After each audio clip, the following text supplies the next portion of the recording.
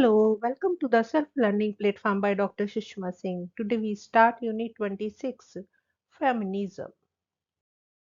Let us have introduction about the unit. The origins of the term feminism are not clear. There are several opinions, but the generally accepted version is that it was first used by the utopian socialist Charles Fourier in the 19th century to refer to the question of equal rights for women. In the West, women emerged in the early 19th century as a distinct interest group, partly because by that time it was clear that the promise of equality made by the bourgeois democratic revolutionists of the 17th and 18th century excluded women, and partly because the Industrial Revolution had led to the increasingly visible presence of women in public employment. The women question emerged at about this time, articulating the questions arising from the exclusion of women from the fruits of Enlightenment thought. In other parts of the world, the emergence of this question in the public arena was in the context of anti-imperialist movement and struggles against feudal oppression. Thus, feminist interventions in the post-colonial societies had to engage with both the old oppression of tradition as well as the new oppression of colonialism. Feminist theory and politics of marked by intense internal debates, and it is generally recognized by now that it would be more accurate to talk about feminism in the plural rather than one single feminism. Nevertheless, what all feminist positions share is a recognition that women are placed in an inferior position in society and that this hierarchy is based on gender.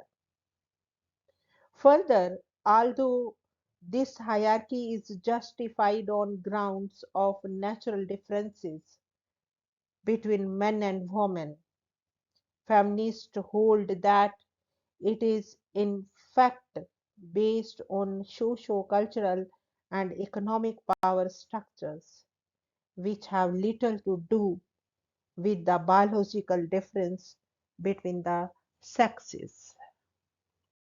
Next topic is the types of feminism. Over a century of feminist thought and politics in different parts of the world has produced a rich body of work. The conventional analysis of feminist thought had tended to group it into three streams: liberal, socialist, and radical feminism. Liberal feminism is understood to work within the framework of the liberal state, theorizing equality, freedom, and justice in the context of liberal philosophy, pointing out that these concepts are inadequate until the gender dimension is taken into account. Socialist feminism links oppression to class society, and their critique draws from the Marxist categories of analyst, while simultaneously being critical of gender blindness in Marxist theory.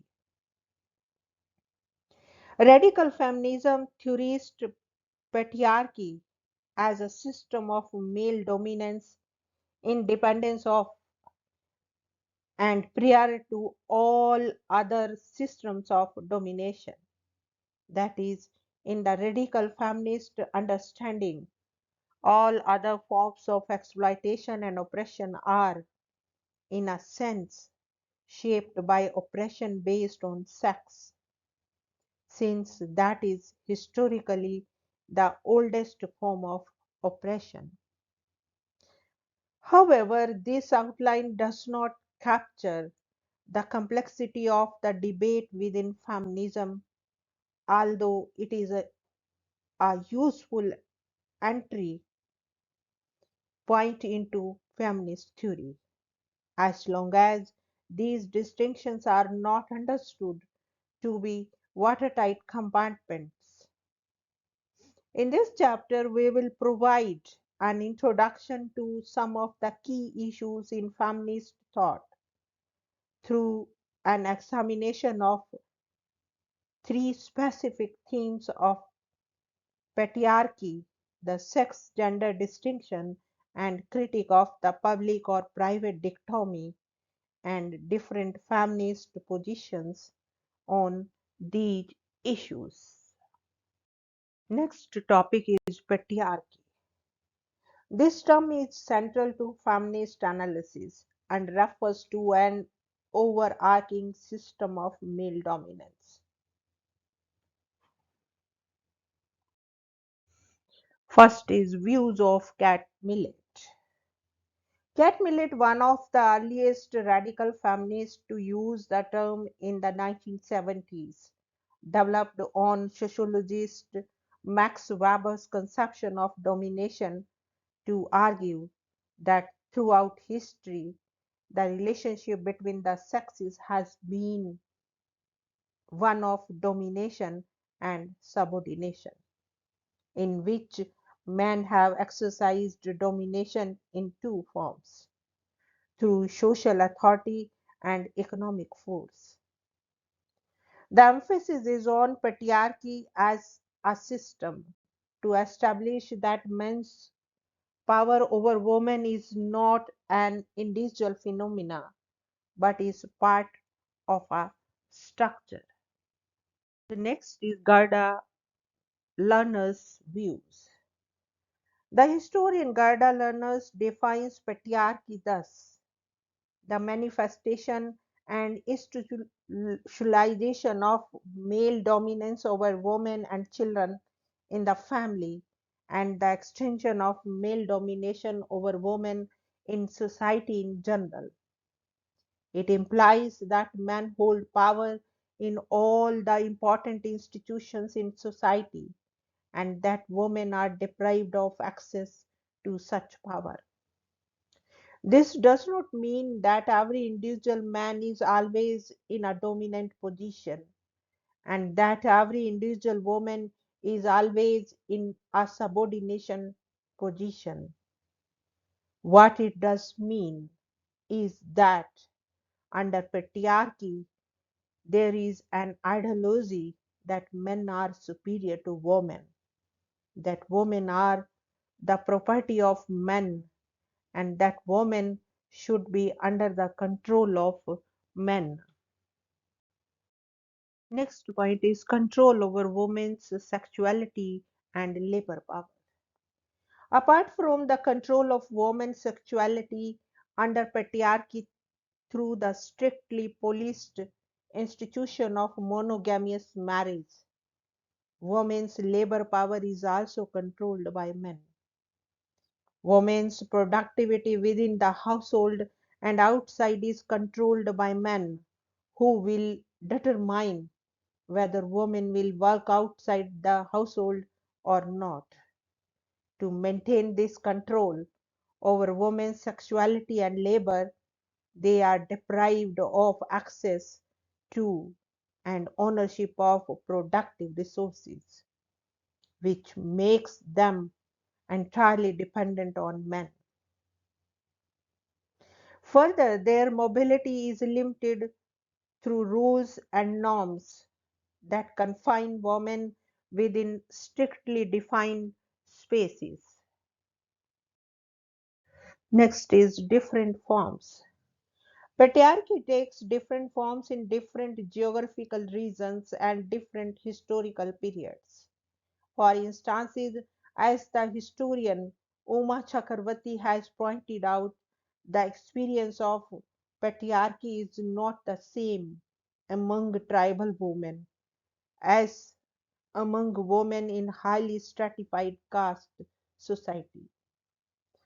It is not the same today as it was in 19th century, and it is not the same in India as it is in the industrialized countries of the West. The term patriarchy is therefore found useful by feminist scholars to refer to this fidelity. By using this approach, the linkages of patriarchal structure with other institutions are made visible, with, for instance, class, caste, race, nation, and religion. For example, the socialist feminist jihad Einstein uses the term capitalist patriarchy to emphasize the mutually reinforcing dialectical relationship between capitalist class structure and hierarchical sexual structures.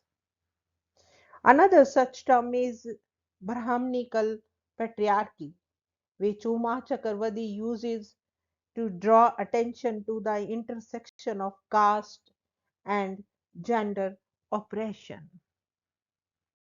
Now we want to wind up this lecture. Thank you so much for your attention.